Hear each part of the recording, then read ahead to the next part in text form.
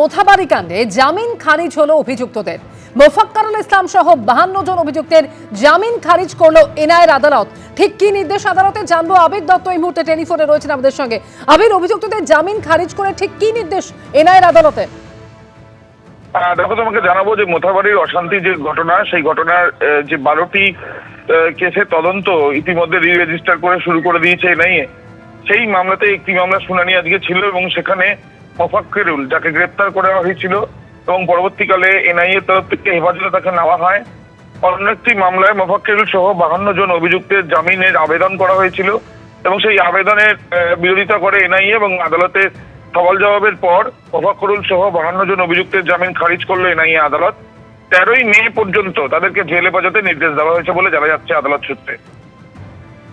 একেবারে সঙ্গে থাকো আবির। অর্থাৎ এনআইএর আদালতের যে নির্দেশ, মোফাক্কারুল ইসলাম সহ 52 জন অভিযুক্তের এই জামিন খারিজ করে দিল এনআইএর আদালত এবং 13ই মে পর্যন্ত জেল হেফাজতে নির্দেশ দেওয়া হয়েছে। মোথাবাড়ির ঘটনা, যেখানে বিডিও অফিসে ঘন্টার পর ঘন্টা বিচারকদের আটকে থাকতে হয় এবং এরপরে বিচারকরা যখন রাতে সেখান থেকে পুলিশি প্রহরায় বেরিয়ে আসেন তখন গাড়িতে হামলার ঘটনা ঘটে।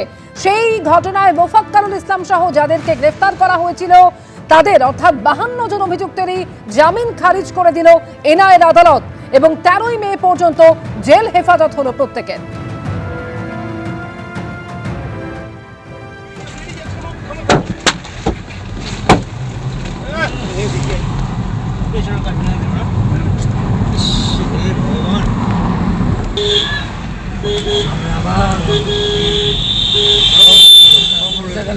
मोटरसाइकिल ये रहा मेरे बिल दीजिए ये रहा दुर्घटना एक जन मृत्यु मरे मेरे बेटा मेरा बेटा मेरा बेटा मेरा बेटा जा पिड़ी जा पिड़ी जा पिड़ी जा पिड़ी जा पिड़ी जा पिड़ी जा come ये देखिए पेशेंट का এপ্রিল যেদিন এই ঘটনা ঘটে, মালদার মোথাবাড়িতে যখন ঘন্টার পর ঘন্টা বিডিও অফিসে আটকে ছিলেন বিচারকরা এবং এই ঘটনার পর রাতে যখন তাদেরকে সেখান থেকে কোনো রকমে বের করে আনা হয়, তাদের গাড়ির উপরে হামলার ঘটনা ঘটে।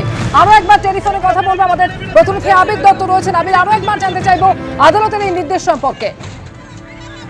দেখো, তুমি জানো যে পুলিশের তরফ থেকে যে 12টি মামলা করা হয়েছিল, সেই 12টি মামলার পরিপ্রেক্ষিতে পরবর্তীকালে আদালতের নির্দেশে যখন এনআইএ এমএইচ এর অর্ডারে তারা কেস রেজিস্টার করে, 12টি আলাদাভাবে কেস রেজিস্টার করা হয়েছিল এবং সেই তদন্ত করতে গিয়ে এনআইএ তরফ থেকে বেশ কয়েকটি মামলায় মোফাক্কিরুলের কিন্তু যোগ রয়েছে বলেই তারা অনুমান করেন এবং এই পরিপ্রেক্ষিতে তাদের যে মামলা চলছে, একটি মামলাতে জামিন পেয়ে গেল, বাকিগুলোতে কিন্তু প্রসিডিংস চলছে এবং সেই মর্মে একটি মামলার আজকে শুনানি ছিল এবং এই 12টির মধ্যে যে মামলাটি শুনানি ছিল সেই মামলায় জামিনের আবেদন করা হলো।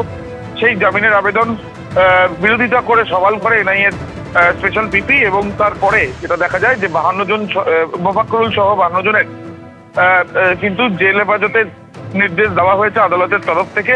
আপাতত এই নির্দিষ্ট মামলায় কিন্তু তার জেল হেফাজতেই তাদের থাকতে হবে, এমনটাই আদালতের নির্দেশ। ধন্যবাদ আবির।